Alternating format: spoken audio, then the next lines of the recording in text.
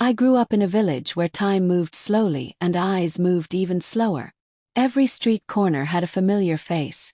Every whisper traveled faster than wind.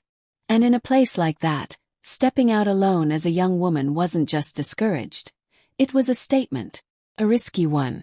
But I had a reason beyond custom. It wasn't tradition that kept me indoors. It was him. The village's night security guard, Bashir. He wasn't just tall. He was towering. Built like a wall, silent as stone. Always dressed in a faded brown uniform with his eyes hidden under the brim of his cap. Nobody dared speak to him unless they had to. Children steered clear. Even grown men avoided his path after dark. To me, he felt like a shadow that stretched too far. Every time I saw him pacing the boundary of our village with his long flashlight and heavy boots, a chill ran down my spine. I imagined all kinds of stories. Some villagers said he had once worked in a prison. Others believed he had hurt someone in another town and was sent here to keep him away from trouble. Whatever the truth was, I didn't want to find out. For years I timed my errands, visits, even weddings, just to make sure I didn't have to cross paths with him alone. My mother thought I was just being careful. But in truth, I felt unsafe around a man who never blinked. Then came the evening everything changed. Had rained all afternoon. My father had gone to the city but hadn't returned, and our cow had broken her tether near the neighbor's field. My mother was too ill to walk, and there was no one else. I had no choice. I pulled my shawl tight and stepped outside into the wet, cold air. My heart thumped louder than my footsteps. As I neared the gate of the village, I saw him, Bashir, leaning against the guard post, completely still, his eyes tracing the path. I lowered my gaze and quickened my pace. Then I heard the unmistakable shuffle of boots approaching. Froze. He walked up, stopped a few feet away, and without a word, extended an umbrella toward me. A plain black one, large and slightly torn at one edge. His hand didn't tremble.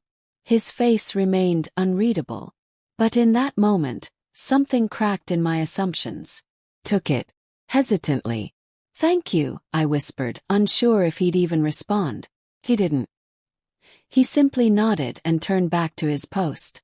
That night I lay awake, the borrowed umbrella resting beside my bed like a riddle.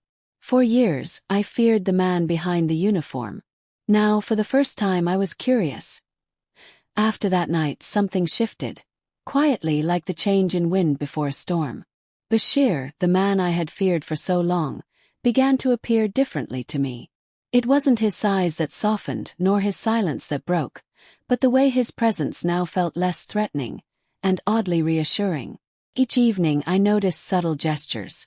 If I was walking back from the well, he'd pause near the corner, just long enough to ensure I crossed safely. If children played too close to my doorstep, he'd redirect them with a stern look, one they instantly obeyed. Not once did he speak. Not once did he linger. But his quiet watchfulness felt intentional and personal. My mother noticed it too. "He watches over you," she remarked one day, almost amused. "Like a soldier guarding something precious." I laughed it off, brushing her comment away, but the thought lingered. Then one afternoon everything became clearer. I had gone to the village library and was returning with a stack of books in hand. Just as I stepped off the stone path, I slipped, wet leaves and loose gravel sending me crashing to the ground. The books scattered and pain shot through my ankle. Before I could even cry out, Bashir was there.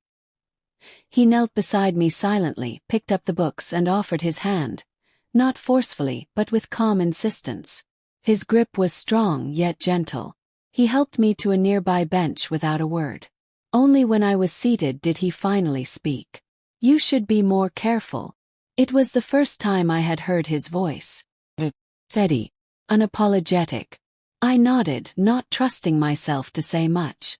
The sound of his voice lingered in my ears even after he had walked away. From that day on, our encounters became more frequent, still unplanned but strangely comforting. A nod here, a quiet glance there. He began leaving small gestures. A bottle of water on the gate when it was hot, a lantern when the power went out. always without explanation. The villagers, of course, began to notice. "He likes you," one woman whispered near the spice shop. "He's too old for her," another gossiped. But I didn't care. I found myself drawn to the mystery he carried. He never flirted, never smiled. But his silence was never empty. It was filled with stories he hadn't told yet, and I wanted to hear them. One evening, just before sunset, I sat on the edge of the well, pretending to read, when he walked by and paused. "You read too much," he said, a rare glint of humor in his voice. "Maybe," I replied, daring to meet his gaze. "But stories are safer than people." His response was simple. "Some people are safer than they seem." And just like that, he walked away. That night I didn't fear him. I waited for him. We grew closer, though nothing was ever declared. No confessions, no promises. Just two people meeting in the quiet folds of twilight, where words were sparse but meaningful. Bashir would often wait near the neem tree behind the mosque, where villagers seldom wandered after evening prayers. That became our place. We would speak for only a few minutes, always cautiously, but in those moments I felt like I was unraveling a man made of secrets. One evening he handed me a small pendant. It was simple, silver, with an intricate floral design etched onto the front. "It belonged to my mother," he said. "I kept it all these years. I want you to have it." I was stunned. It felt more intimate than anything spoken. I didn't ask why he chose to give it to me. I didn't need to. I could feel the emotion in the way his hand lingered for a second too long before letting go. But life, as I had learned, rarely unfolds without interruption.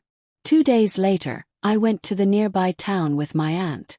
As she shopped, I wandered toward a roadside tea stall, where two older men sat, sipping chai and speaking in hushed tones. I wouldn't have paid attention, except I heard Bashir's name. They spoke with familiarity, not rumors. They mentioned a wife, someone named Ruqayya, and a daughter, only 5 years old. Froze. A dull ringing filled my ears as the words sank in. Married. Father. All this time. I barely remember the ride back to the village. My hands trembled as I clutched the pendant he had given me, now heavy with meaning I hadn't expected. That night, I met him beneath the neem tree again, this time with a heart full of questions. "You have a wife," I said quietly, holding the pendant between us. He didn't flinch. "Yes. You have a child." Another pause. "Her name is Zoya." My throat tightened. "Why didn't you tell me?" "I never claimed to be free," he replied. "You assumed." I didn't want to ruin what we had before it began. His voice was still calm, but I could see something flicker in his eyes. Regret, maybe. Or cowardice. "But it did begin," I said. "You let me believe." "I didn't lie," he said. "But I should have spoken sooner." The words stung worse than silence ever could. I turned to leave, the pendant still clutched in my palm. "You should have given this to your daughter." He didn't stop me. For the first time since we met, Bashir stayed completely still. After that night I stopped going to the neem tree. I returned the pendant to its box, tucking it behind old bangles and forgotten memories in my dresser. It no longer felt like a gift. It felt like a wound wrapped in silver. Bashir didn't try to explain again. He didn't come near our gate, didn't linger in the corners of my routine. In fact, a week later, I heard from a neighbor that he had requested a transfer. By the following Monday he was gone. No goodbyes. No final glances. Just silence, his most familiar trait. At first, I expected heartbreak to feel like a storm, something loud and destructive. But instead it was quiet. Like the slow dripping of a leaky tap. A feeling that crept in gradually, waking me in the middle of the night with questions that had no answers. Why did he never tell me the truth? Why did I believe I was the exception? For weeks I avoided people. The village felt smaller somehow, tighter around my chest. I blamed myself more than I blamed him. Maybe I had misunderstood his silence. Or maybe I had filled in the blanks with my own hopes. But time, as it always does, moved forward. Months passed. Seasons changed. The pain dulled, though it never fully disappeared. And then came Horace. He arrived as the new village schoolteacher. Young, curious, full of ideas that didn't fit easily into our traditional routines. He wasn't striking like Bashir nor mysterious. He was the opposite. Open, expressive, and almost annoyingly honest. First I dismissed him. But slowly, his consistency wore down my skepticism. He'd greet everyone, wave at the children, and offer to help carry water jugs without expecting praise. He asked about my books, about my dreams. He never tried to impress me. He simply showed up again and again. And that's what healed me. One evening, as we walked back from the schoolyard, Horace said something that stayed with me. "I don't need to know who hurt you. Just know I'll never be the reason you stop trusting people." His words weren't poetic, but they were sincere. And that's what love is, I think. Not grand gestures or hidden hearts, but someone who chooses honesty over mystery. Now I walk through the village freely. Not because I've forgotten the fear or the betrayal, but because I've grown past it. Bashir was a chapter. A confusing, bittersweet one. But not the end. I no longer search for the shadows he left behind. Because sometimes, the real story begins the moment you stop chasing someone else's silence and start listening to your own voice.